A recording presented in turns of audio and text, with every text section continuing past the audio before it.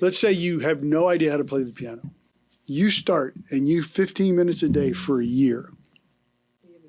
You will be better at playing the piano than 95% of the people in the world.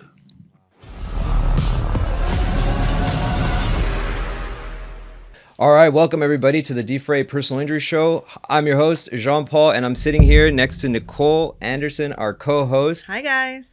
And today we have a special guest. Mr. Alder, Mike Alder from Alder Law is here to visit us and to speak about all his life experience.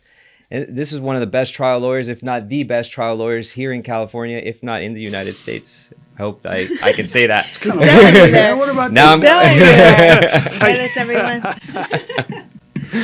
So we were having some amazing conversations before we started filming. That's about right. Where you're from and how you grew up, and you speak at schools, and there's a bunch of things that you're involved with. I want to actually start with speaking at schools. What are these schools that you speak to? What do you speak about? And what is the biggest interest of the students that are listening? You know, it's interesting. Different audiences, different schools have different audiences, different age groups. So I speak to law schools all over. I teach at Loyola Law School, and, you know, I have a semester that just ended. So I see those kids every week, and they want certain information, right? But then you also talk to high school kids. Mm-hmm. Or you through the YMCA, I speak to a lot of middle school and high school. And, you know, Gina does it as well, my wife, and she has a demographic that you know, likes her better than me kind of deal. But it's interesting. Although they all have different questions, the basic underpinnings are the same. How do I get motivated? How do I accomplish my dreams? How do I compete with all of these people that seemingly are better, faster, stronger, better looking, more money, etc.? And it's the same for middle school, as high school, as law school, as lawyers, as Grown-ups. Senior lawyers, in whatever business you're in whatever stage you're in. That comparison happens, and it steals your joy and it steals your motivation. And I always say, whether you're to middle schoolers, high schoolers, law students, whatever, I said, look, life has been the same forever. Right?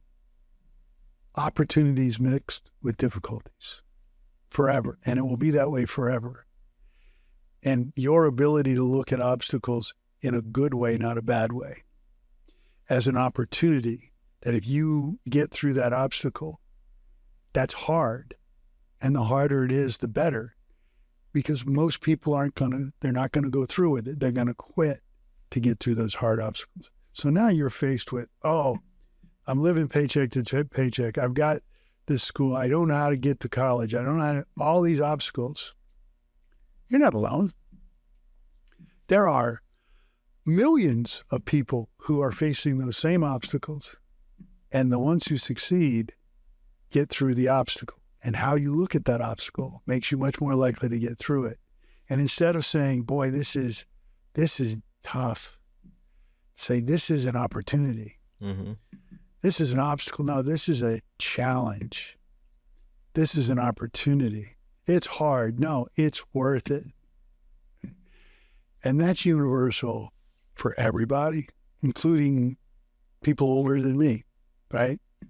It's a universal thing. So when people talk about how do you be a good trial lawyer? How do you be a good lawyer? How do you be a good X? How do you be a good Y? I'm like, there's ways to get those skills, to learn those skills, but how you apply those skills is everything. And that is a fundamental foundational education that is a learned skill through consistent failure, getting back up, doing it again. And, you know, that's not sexy. It's not, you know, oh, don't tell me that. Tell me how to make my billions. And I'm like, that's a process. It's not, you know, it's very rare that, you know, you wake up and you invented the next, George Foreman grill and it goes, sells everywhere. And now you're a billionaire and you forgot how to, Right. No. So tell me, I know we were talking about surrounding yourself with certain types of people. There are certain types of people that support you, that motivate you. What are those types of people that you look for? Well, I mean, some of this may sound, what's the word, trite or, cliched, but it really is true. If you're in a room and you're the smartest, most successful person in the room, you need to get in another room. The feeling of, oh, I'm the biggest, baddest, whatever, makes you want to stay there, but that only lasts for so long, right? And, most of all of our growth is when we get in a room with better, bigger, faster, stronger, more accomplished, more whatever. We really do look for, we have obviously a core group of really good friends, but after that, when you're in a group, you have socialization with different people for business, for this or whatever. But in terms of the people we hang out with more often, they're badasses, right? I'm like, how do I be that person? How do I look like that, right? And that pushes you. Now, the downside of that is if you compare yourself and then you feel like crap afterwards, right? But you remind yourself. And then, for me, I've created and learned skills that when I feel that comparison, which comes all the time, I'm like, oh, I feel like crap. Okay, now let me go back and turn off my social media, journal, go outside, hang with my kids until that goes away. And then, and it's just a process. It's just That's great. I think that's powerful. I mean, it's universal, man. Yeah, and it's universal. None of us in this room haven't had that same feeling a billion times. Oh yeah. I mean, it happens to all of us, I think, on a regular basis, especially when it comes to business and even sports, When you're in those moments, how do you lift yourself? I know your mind can play so many tricks on you and sometimes make you even feel small, right? So how do you Superman yourself, or how do you pump yourself? So you might be asking yourself questions like, how do I turn off the internal chatter? How do I make it stop? How do I do it? That's also a learned skill. And if you've seen some of my social media and I talk about focus practice and everybody's like, dude, you're like a Swami Hare Krishna yoga. I'm like, no. Focus practice is really an exercise of the muscle of your brain to recognize the chatter and the self-talk and to be able to physically push those thoughts away, right? And so when you feel like crap about comparison or whatever, you have a couple of things that you've done, right? Sometimes you're able to get over it, but other times it's like, and you're up at night and you're doing, and we all talk about it. And, oh, why can't I get rid of these thoughts? And no, I guess I'm not strong. You know what? I knew I was really a loser. Yeah. Well, that ability to recognize that, to stop it, and to push it away and refocus on your breathing, on a mantra, on your kids, on whatever, is a learned skill. And that's a focus practice. And I practice, and I learned this from Robin Sharma, a book I've read several of, is you take 5 minutes and you focus on something really, he said something really beautiful, a rose or a bouquet of flowers. We have flowers in our house. So at 4 a.m., I set my watch and I focus and I look at the shadows and the undulations and the beauty. And then literally in a nanosecond, what am I going to do today? Oh man, I didn't, you know what? I went to bed late. Oh, I watched too much TikTok. Recognize and you go back to it. Maybe the first time you do it, first time I did it, it was 99% me saying, stop thinking and can't do it. Next day, because consistency is everything. 5 minutes, 6 minutes, next day, 7. About 2 weeks in, I wake up at night and I'm going, wait, I know how to deal with this. Thank you. Push, focus on breathe, fell asleep. And that is a learned skill. So when did I use it in trial?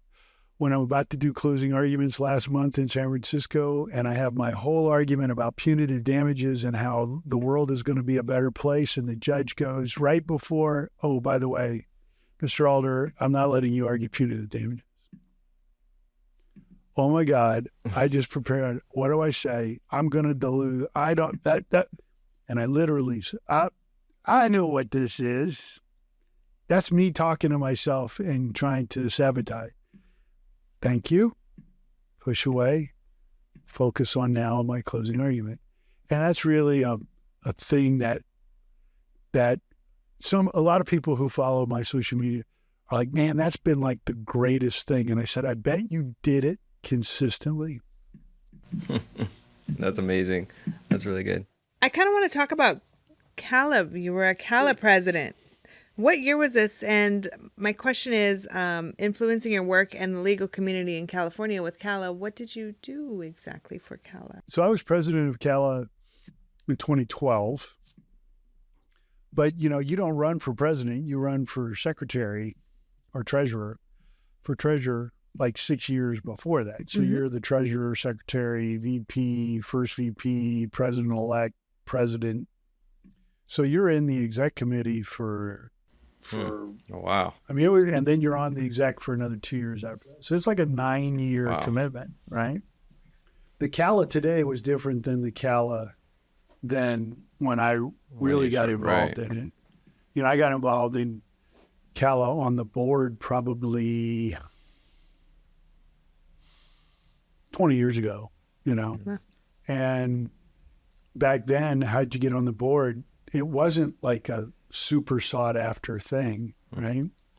And so the president would be able to pick a few people to get on the board. And I had gone through a Tony Robbins goal setting. And one of my goals was, you know, in 2000, I made this goal thing.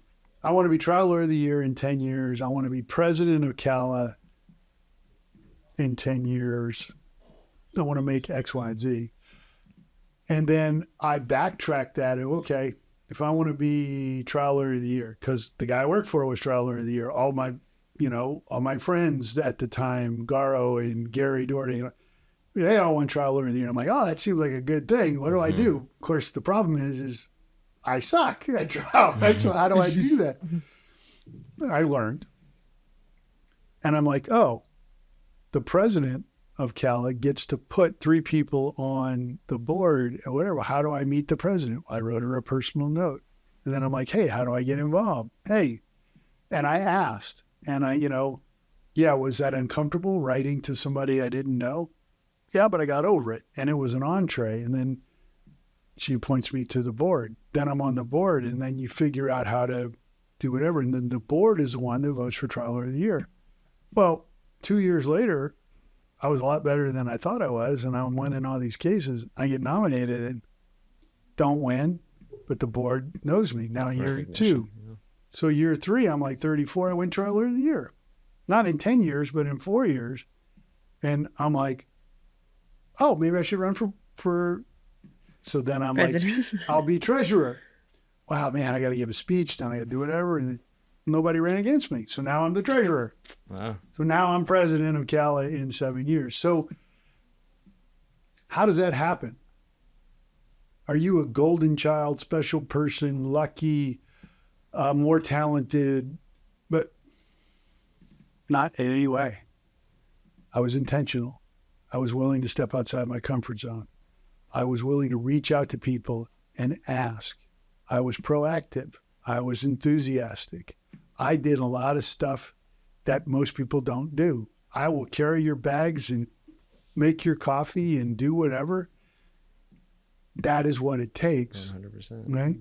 And stepping outside that comfort zone, doing things that are painful, uncomfortable, not very fun, puts you in a position to connect with people. And then, the biggest gift was I used that same thing when I became treasurer. I said, I don't know what I'm doing. So I wrote to all of the gods of our PI, Brown Green, Bruce Brilette, Stan Jacobs, all these people, and said, hey, I'm going to be president in like a billion years. You were so great. Can I take you to lunch and just listen to you and learn? Oh, how did you write to Brown Green? Of course he didn't answer. We went to lunch. And then suddenly Brown Green is telling me all the things to watch out for in your practice and how to do whatever. How'd you get a lunch with Brown Green? I asked him. Can't hurt to ask. And then Brown says, you know what? You should talk to so-and-so. And I give you permission to use my name. So now I call somebody else and I go, hey, Brown Green and I were having lunch and he said I should talk to you. Now they don't know me from Adam, but hey, if you know Brown Green. Yeah, that's right.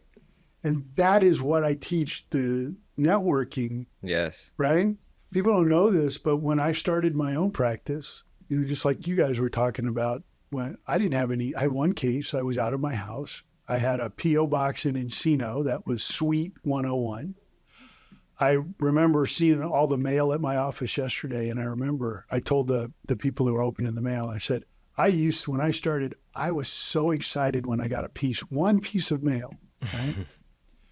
I didn't have any work. So I took out the yellow pages, which was back then, and I wrote every single person who advertised in the yellow pages a personal note, about 200.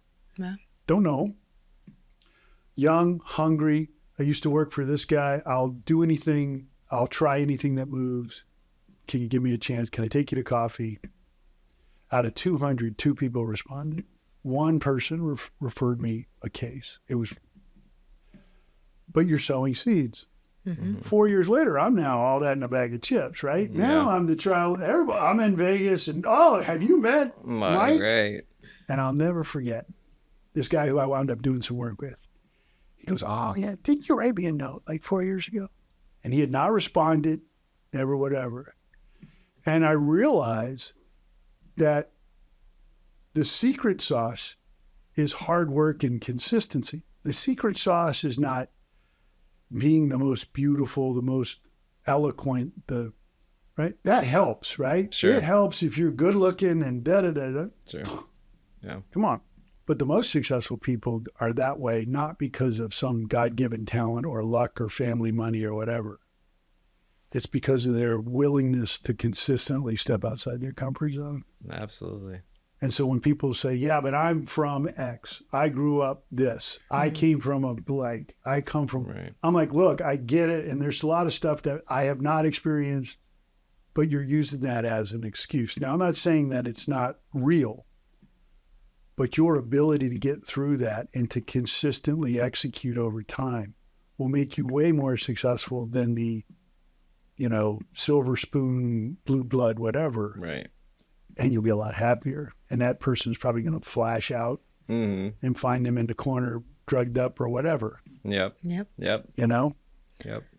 I remember when we started, postcards, handwritten notes. Oh, no. It was do or die, go into the trenches and, like you said, you got to figure out a way exactly to provide value for someone without being compensated, without being paid, without expecting anything, and just really go all the way for anybody that you admire or that you want to learn from, right?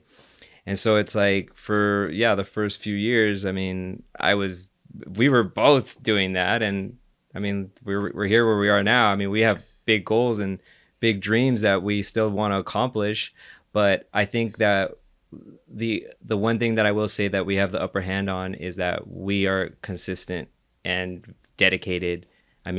Even Monday through Friday, certain time to certain time we're working, and it never really stops, but you figure out how to take small breaks. Like how you said, something gets frustrated, take a 15, 20-minute break, go outside, hang out with your family, and then eventually when you get back to it, something pops back in or something gets, into your brain and you realize like, oh, this is what I need to do, or this is how I solve this.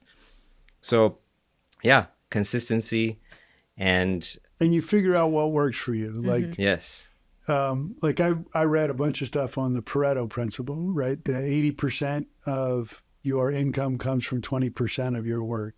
And a couple of other the Heinrichsen syndrome about how we get distracted over a period of time. Yeah. And so the end result was like set a 40-minute period No phones, no distractions, no nothing, and work only on whatever it is you want to go, right? But it's different for different people. Yeah. And I practiced. 40 minutes was too long for me. So now I work in 20-minute increments, and I will set my watch for 20 minutes, and I'll close the door, and they know. But after 20 minutes, it goes off. Even if I'm still in the flow, most of the time I'll stop, go walk outside, do push-ups or planks or drink some water or do whatever, then go 20 minutes again. And it's amazing how much more I get done doing it that way. I mean, it's like shockingly, amazingly more. Now, if they can do that in public schools. Yeah, well, and anything, It's a discipline. Yeah. It really is a discipline. And it's hard at first. It's messy in the middle. And then it gets easier. Yeah, I mean, I always say, like, you start in small increments, like how you're saying, and it's like, if you can focus, for 5 to 10 minutes, because people have a hard time. This, social media, everything going on right now in the world, it's so hard to focus sometimes and turn, the radio off or the TV or whatever. The phones, exactly. The phones are the worst. And so it's like, you put a 20-minute, stopwatch or alarm on and that really makes a world of difference. Like, it's amazing. It's funny. I had just last night, I had some students say, how do I stop looking at my phone? Jeez. And I said, make your bed in the morning. What? I said, you want to stop looking at your phone? Take a cold shower every morning. What are you talking about? I said, you're having so much difficulty putting your phone down because you don't know what it's like to be disciplined. Right? And how we do anything is how we do everything. Right? And if you discipline yourself to take a cold shower every day for a month, and you do it, you will have gone through plenty of things that will allow you to put your phone down and not look at it for an hour at a time. Right now, you can't do it because you haven't lived a life and programmed yourself to be disciplined enough to do that. Making your bed every morning. Nobody looks at my bed. It's not about that. Yeah. It is about discipline. Yeah. And it's about putting yourself in uncomfortable situations and surviving. Then you can survive not looking at your phone for an hour. Hell, I now turn off all my social media when I'm in trial. From the start to the finish of the week, I have no social media on. The first time I did it, I think I had convulsions. I thought I was coming off of heroin. The thumbs. Right? What are my thumbs doing? But I learned I can do this. And then once I learned, wow, that really helps me. And then I turn on my social media expecting to be flooded with all of these opportunities I missed. And I'm like, nobody really gave a crap. Yeah. Right? So Message from your uncle, Yeah. Yeah. So, I mean, it's just, it's a function of discipline. And so, why do you walk in your neighborhood and you're looking at squirrels and you see some trash and you pick it up and dude, there's people who do that. I'm like, no. Organization is everywhere. Exactly. Discipline is everywhere. Yes. Right? And it goes for you being polite to someone and holding the door and saying ma'am or sir. But that's that discipline is everything. Yes, absolutely. Right? Yep. Yeah. And it'll open many, many doors for you. Of course. Many, many doors. So, Mike, in, I guess, future trends, software is a big, big part of any business at this point. And as we all know, AI, ChatGPT has become kind of, I mean, it's like you can ask millions of questions and get a pretty accurate answer. How are you using AI, and if you are using AI, and how do you see it evolve into PI? Well, I applied the same principles to learning about AI and ChatGPT as I have to learning about anything, right? You want to learn how to build a cabinet. You don't learn that in one spot. You can maybe watch a YouTube video 10 minutes a day for 3 weeks on how to build cabinets, and you are way better of a cabinet builder 3 weeks later. I did the same thing with ChatGPT.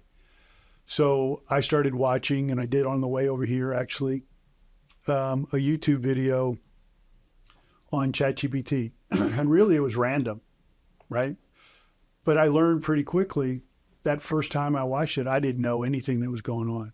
But the third time I watched a video in ChatGPT, I could subscribe to people that I liked. By a week later, I started using it. Within 3 weeks, I knew more about it than most people that I talked to.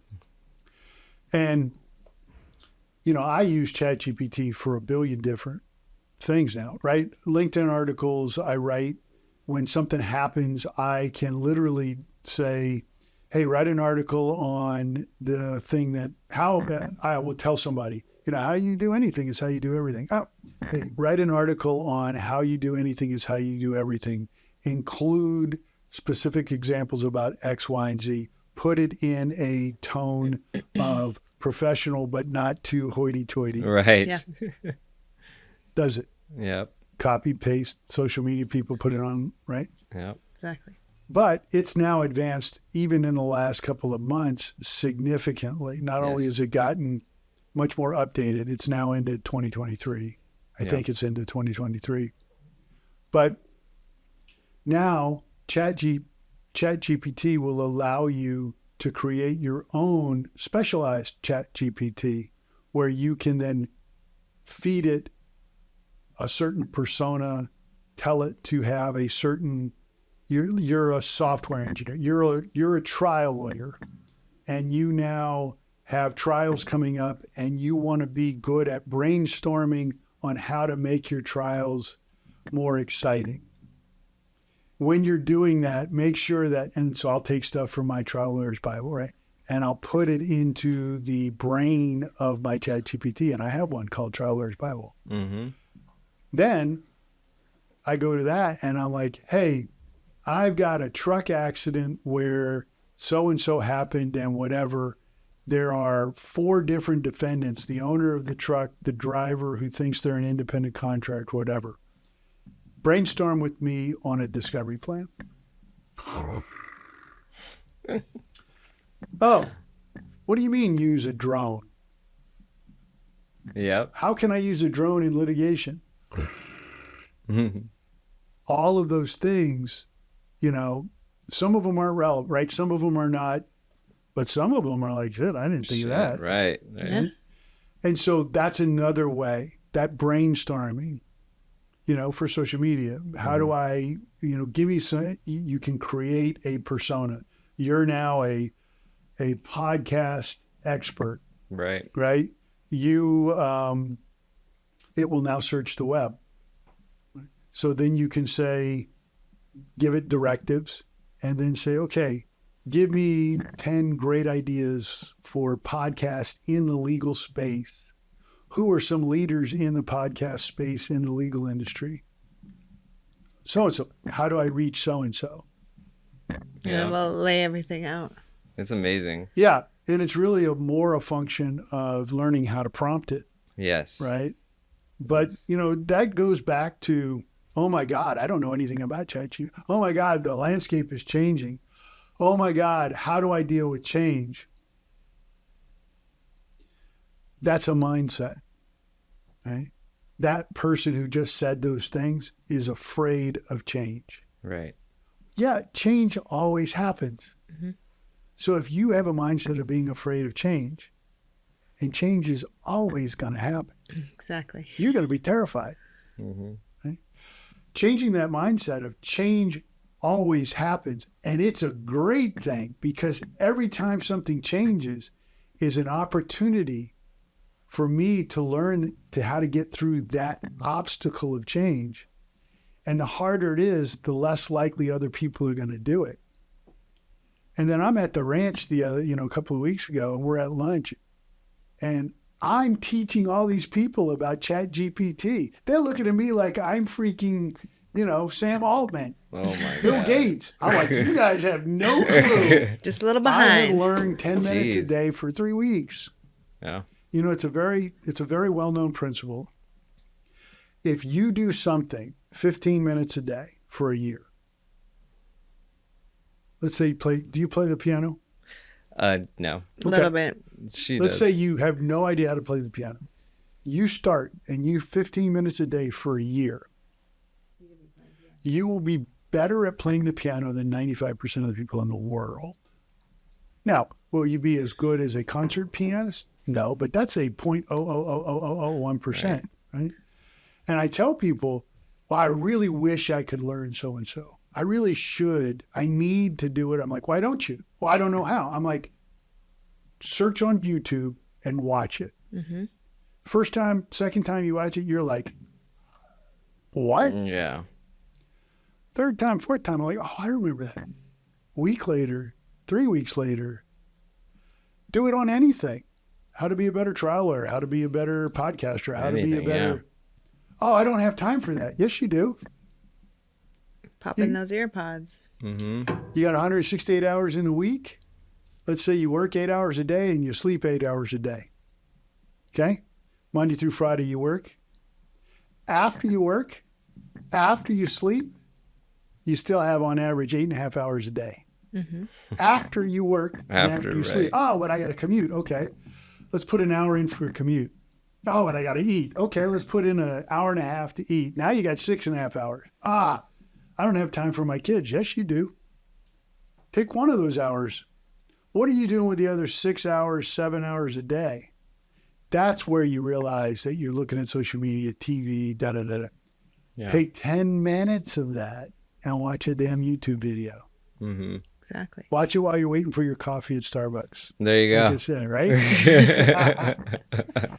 I don't mean this to sound preachy. I really don't. I've lived this. I know this is helpful because the people I know who have applied it have really excelled. Yeah. And so, plus I'm a son of a preacher. So you know what? Yeah. Got to preach. Absolutely. Absolutely. All right, Mike. Well, it has been a pleasure to have you here. Thanks. We've probably been waiting for this for quite some time. Yeah. Yeah, we've been wanting you on Been the going show back for and quite a forth. while. Well, yeah, we hopefully next time we can do something else. You know, we can always revisit. But for now, I wanted to say thank you for coming, and we really enjoyed your talk. And you know, we'll definitely subscribe to your YouTube channel, which is Alder Talk. And Please do. you also have a book that. How can we find that book? Sure. So I wrote a kind of a compendium of articles about being a litigator and some on life. And then I put into it my own internal law firm strategies on how to deal with different stuff. It's called the Trial Lawyer's Bible. And if you want a copy, you can either reach out to me or you can go on to my Instagram channel, either the firm Alder Law or Mike.Alder. And in the link tree in the bio, you can request a copy of it. Wonderful. Awesome. Wonderful. Well, thank you so much for coming on to our show. Everyone, thank you for watching the D4A Personal Injury Show. Don't forget to like, subscribe, and follow us.